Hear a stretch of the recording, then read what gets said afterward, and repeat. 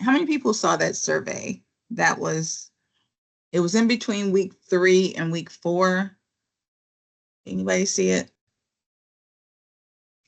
If you could please complete the survey, it's very, very important. They're going to, it's anonymous, but they will check to see how many people did the survey. If you guys could please do that for me, that'd be great. All right. Today we're in chapter 13, guys. We're going to talk a little bit about starting your first job. Now, I already have a couple of students who's started their new jobs. I had a student this morning that was on his way to an interview. So you guys are in the mix. Some of you are actively interviewing. Some have already started their jobs.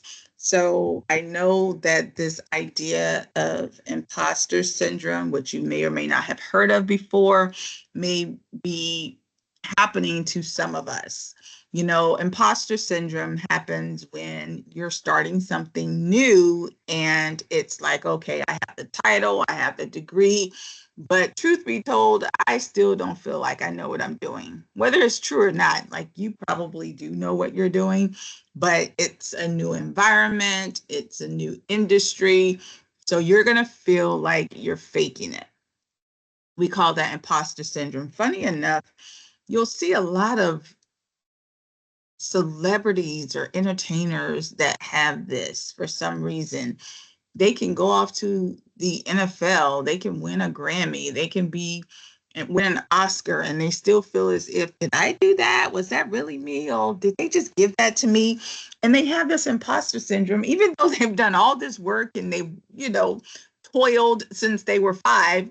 Sometimes it's still hard to believe that, the fruits of your labor actually came to fruition, right? So, I don't want any of you to feel that you have this, because in reality, right, you do know just as much as others, and what you don't know, you'll learn, right? So when you're starting your first day on the job, there are things that obviously you will be concerned about. Of course, you're going to be overwhelmed.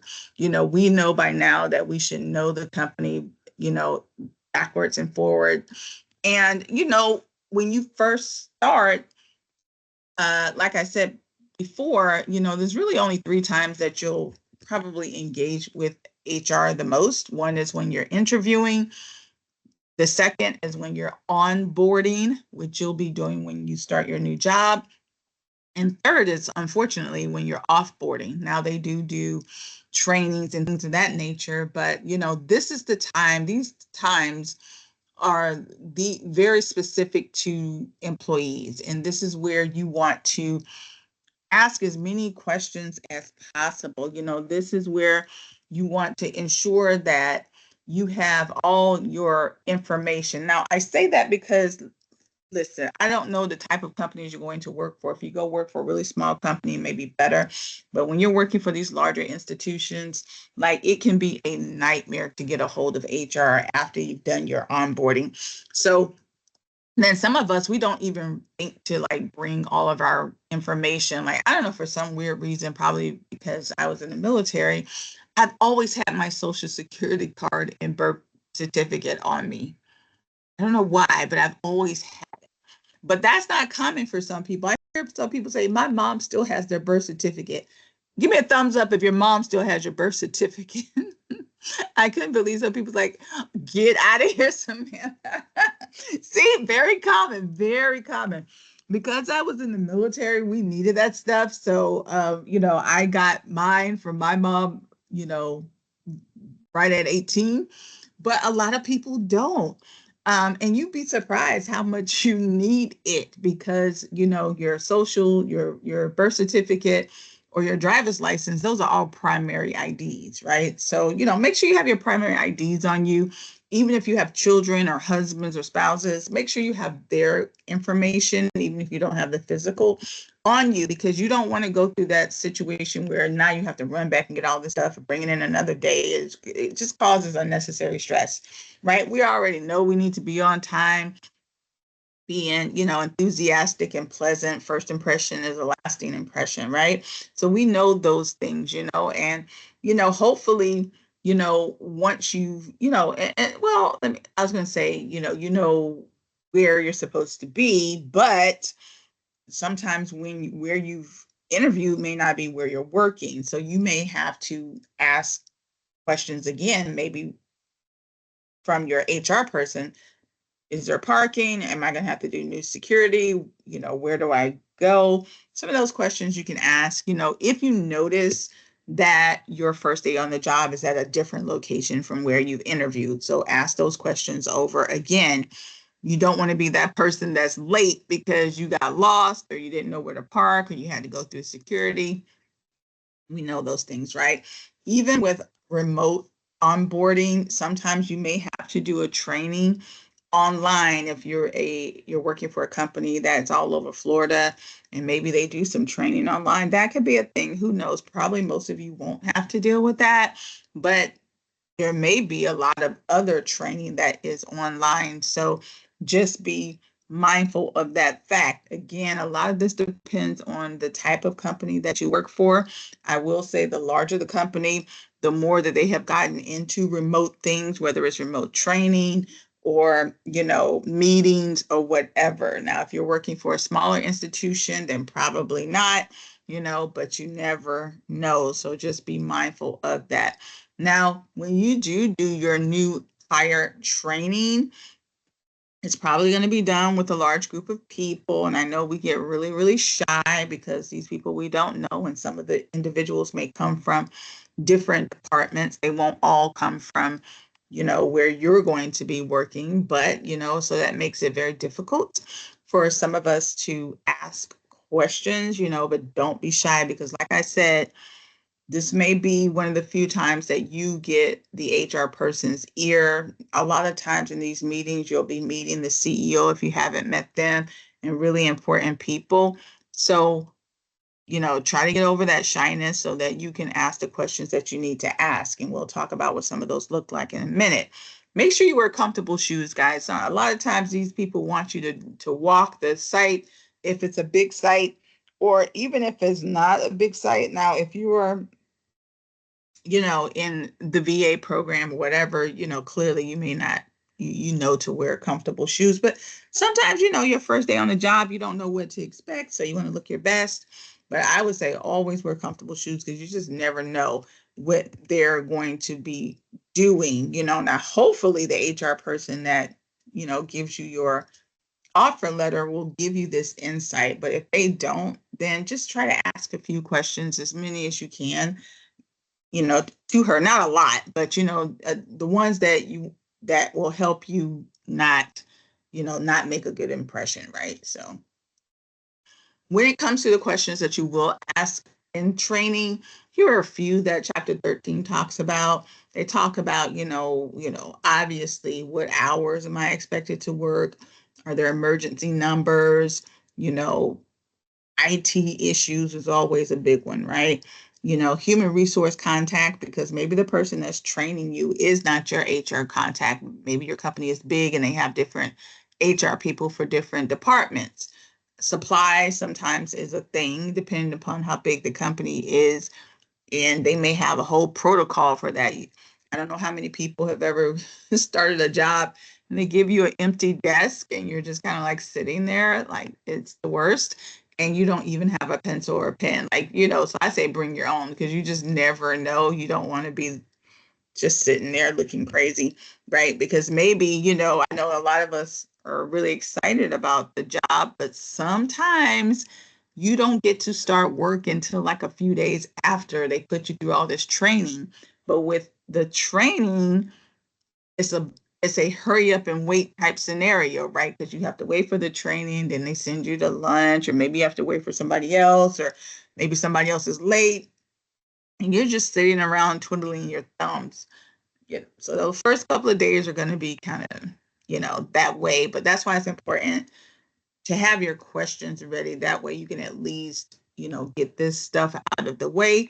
And this is where they expect you to ask these questions. Similar to what I said when you're doing your actual interview, like don't wait until after you've had your training to start asking questions. Don't assume that the person that you're going to go work for, like your supervisor, your coworker, will know about the 401k plan or will know about the health insurance plan. Like, ask HR. They're the ones that you should ask those questions to. Maybe that person is on their spouse's insurance. Maybe they don't have a 401k. So don't like get to your site and start asking HR questions. People, that's why they put you through training, because they want you to ask all these questions while you are in training.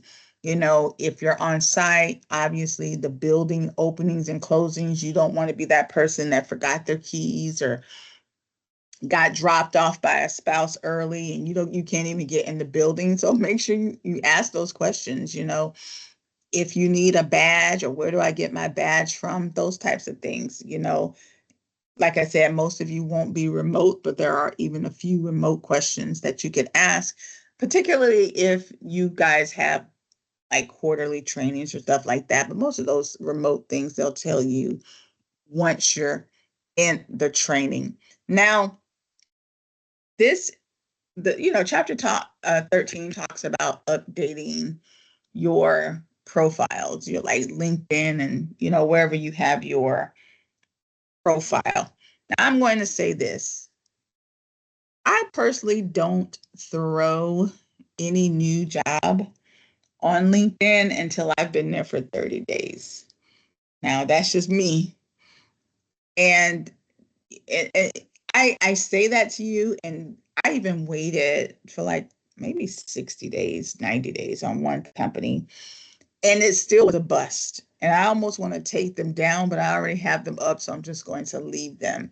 It was a consulting firm I was working for, and they had me work with them for like, I mean, now it wasn't their fault because we got a new administration in their client is the government. And so we all have been watching the news, know that our president kind of got rid of a lot of contracts. And so a lot of people that provided services to the government, many of them lost their contracts, even really big companies like Deloitte, who I had worked for in the past, lost their contracts.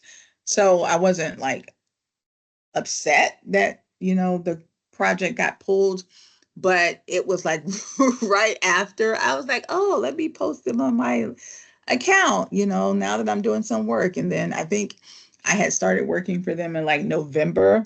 And I think I may have posted them in January. And then in February, in March, the project got pulled. I was like, you know what? And I hadn't heard from them since, right? So I'm like, man, I should never even put you guys on my page. And some people may say, what's the big deal?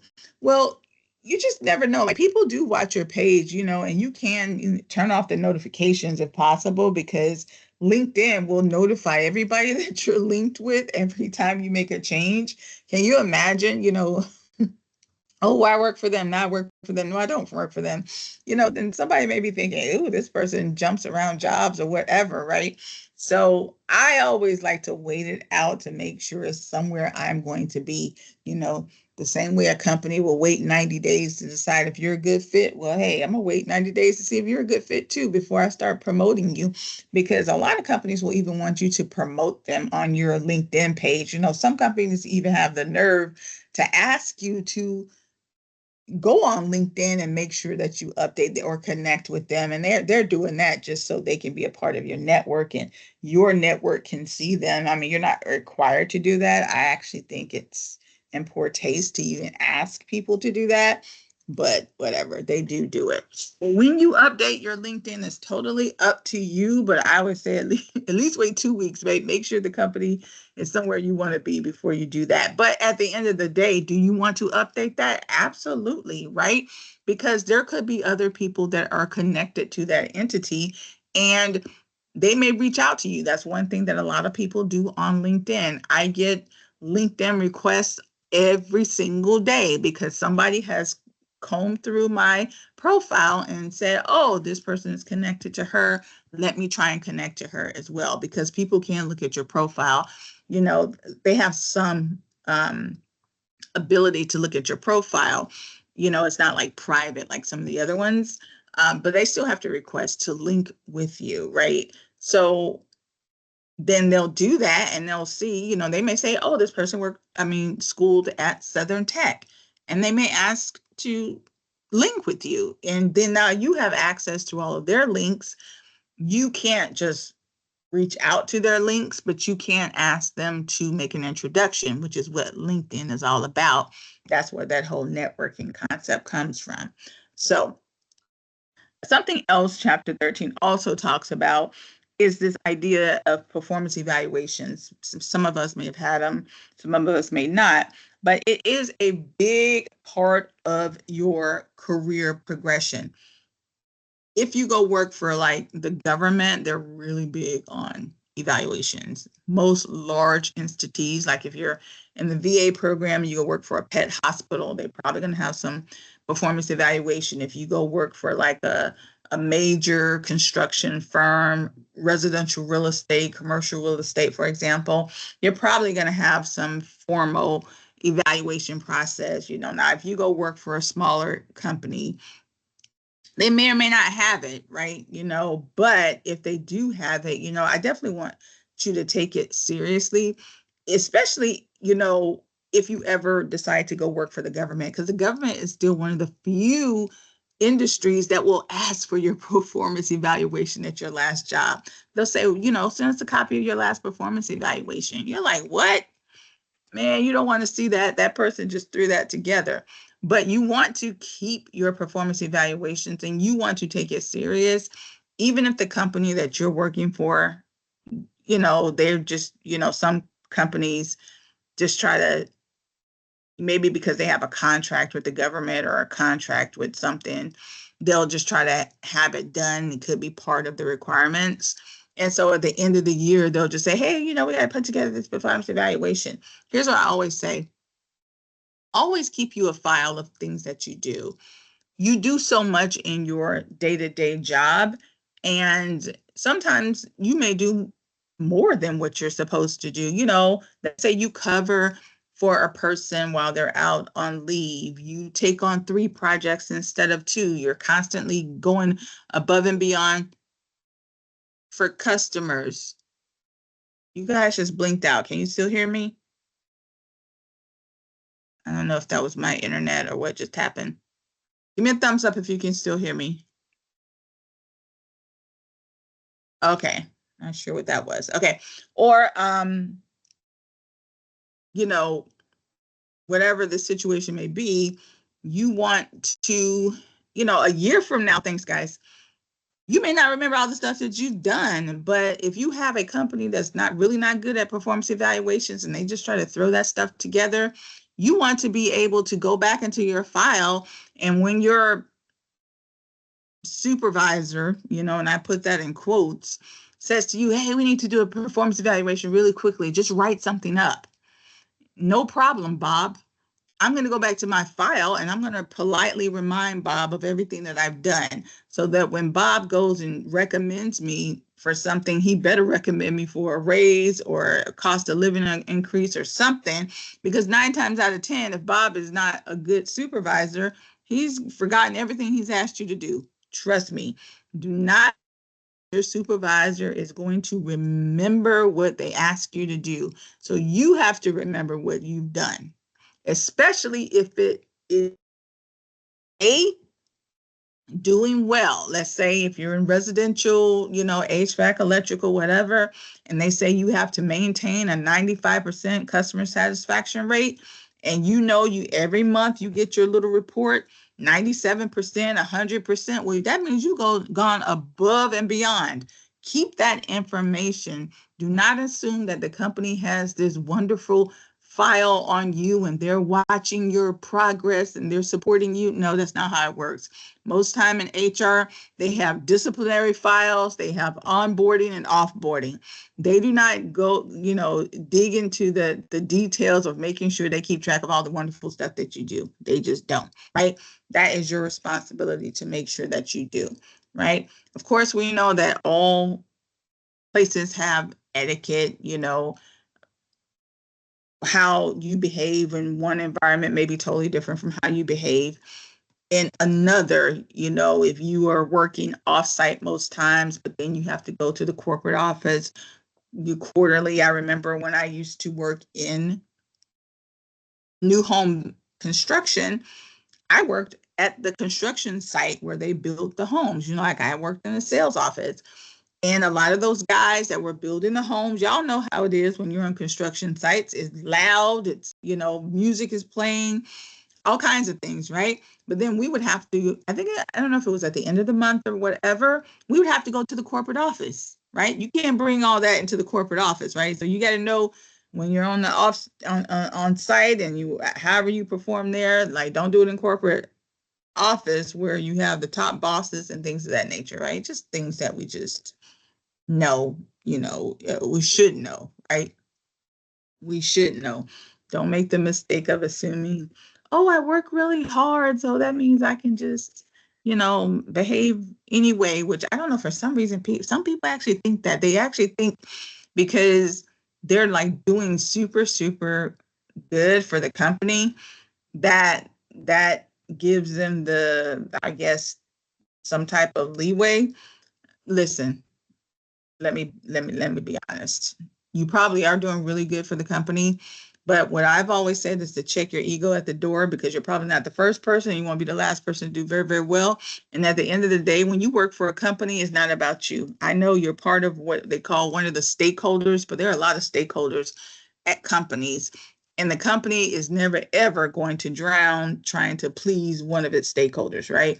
So I say just manage your expectations when it comes to that. This is one of the reasons why we always talk about goals, because when you go to a company, your goal, unless you're just work, your goal is to work for like a major corporation and kind of work your way up to the top. Let's say you're in electrical and you want to go work at GOA, the Greater Aviation Authority, like the airport here in Orlando, or maybe you have a major airport down in Miami. And clearly there's people that have worked for the airport for like, what, 30 years. And maybe that's your goal. I want to go get a job at the Miami International Airport and I want to work my way up, right? So that is the main job you want to have. You still need to uh, create a strategic plan for how you are going to work your way up there, to the top. Like nobody there is going to be like, oh my God, Tom, you're so great. Let me help you succeed. Those days are long gone, right? Clearly, if you don't plan on being at a company for a long period of time, then you definitely want to manage your emotions, get what you need to get from that company. If they give you a gold star, great. If they don't, I don't care. I was only here for 3 years anyway to get what I need. And my goal was to, go back to school after 3 years anyway, so I can, sit for my master electrician test. So get what you need from that company, but just manage your expectations with that. I've seen a lot of people, you know, get disappointed in that. I've seen people, and I've been one of them. I'll be honest with you, that, you support a company, and then when it comes time for them to support you, they're like, what? Whatever. I don't know if everybody else has been in that situation, but y'all know when COVID happened, I was working at a company and I was one of the top producers, and I'm not even trying to, pat myself on the back, but I was a top producer. Um, and the CEO loved the fact that I was a top producer. But when COVID happened, y'all know everybody went berserk, and a lot of things, people's family, people were passing away. I had coworkers that had, pre-existing conditions, and so they were afraid to even go to the job. Can you imagine? Because some people had asthma, somebody had lupus, and y'all remember what happened during that time, right? Any type of, those things could have a negative effect. So nobody wanted to go to the job. And the work, and a lot of us were working remotely. And then, the company was like, well, we need you to come work at night, right? And this was like a higher education, not this school. And I'm like, but none of my work was online, just like it is now. And, I had a child, and, she's, has special needs. So it's not like I could just throw her to her aunt. It wasn't like that. And those people, now I had just gotten promoted. I really want to paint this picture for you. Just gotten promoted and everything. And they were like, I was like, well, what am I supposed to do with my kid? They was like, that's your problem to figure out. That's what HR said to me. Like, we all have problems, and that's your problem to figure out. Can you imagine? So you know what I did. I found the nearest exit. Can you imagine? And that's what I'm saying to you. Like, you just have to. That's why it's so important to stay the course. I can imagine. You can, right? Unfortunately, right? Yeah, that lady. I'll never forget that HR person said that to me. She was like, "We all have problems." I was like, "What?" Yeah. So, but I mean, luckily for me, I'm like, my expectations are very low when it comes to companies. You know, I have a plan, so I follow my plan. I don't really follow a company anyway. And my goal was only to have worked for that company for like 3 years, and I think I was like year two. So I was like, man, whatever. But like I said, you can't assume that because you're doing great and they quote unquote love your results that they're going to give you special treatment. Like, that just does not happen, unfortunately. Now sometimes you get lucky, but that's why I say just stick to your goals. you know Another set of training that you'll get a lot of is workplace safety. Every last one of you guys are in fields that has to do with safety. So get used to it. It's probably going to be the first couple of months, you're going to be hitting on that anyway. Many of your industries have to do a lot of like inspections, and people will pop up. So they're going to make sure that you stay trained, because when these inspectors come around, you know, they want you to be prepared. So, you'll get a lot of training, especially when it comes to safety. So just be prepared for that. All right. So here is your live conference question for today. I want to know, what is your biggest first day anxiety? What is your biggest first day anxiety? Mine is always, is it my expectations? Now I always try to manage my expectations, even though I tell people just manage your expectations. But in my mind, I always want things to be what I want them to be, right? Like most of us. Is this going to be the right temperament? Is the corporate culture going to be what I expect it to be? That's always a big thing for me. Like, I'm expecting the culture to be one way and it ends up being another. And then it's like, oh, and I know me and my temperament, I don't do well in every environment. So I'm always concerned for that. But all right, my friends, again, thank you so much for your time. Please, please, please do the survey if you have not done it. Please remember that this is a short week. Class ends on Thursday at 10. Thursday at 10. Please do your patient question. Lastly, check your grades. I had a few of you that posted your mock interview results in your thank you letter and your debrief letter. That's not where it goes. Please, so take that out and put it in the assignment. That mock interview results that you got from Career Services, that goes in your assignment for this Wednesday. You need to do a debrief letter, a thank you letter to the person that interviewed you. And the other assignment was to provide a debrief on how the interview went. If you did not do that, you will get a 0 for that assignment. So if you've done that by mistake, please go back and correct that. Put that sheet that they gave you in the assignment for Wednesday, and make sure you do a debrief. Tell me what happened, what questions that they asked, and send me a screenshot for the other assignment for your letter of thanks to the person that interviewed you. So make sure you're reading those assignments closely, guys. Thank you so much. All right, you take care. All right, you guys, take care, and I will talk to you tomorrow.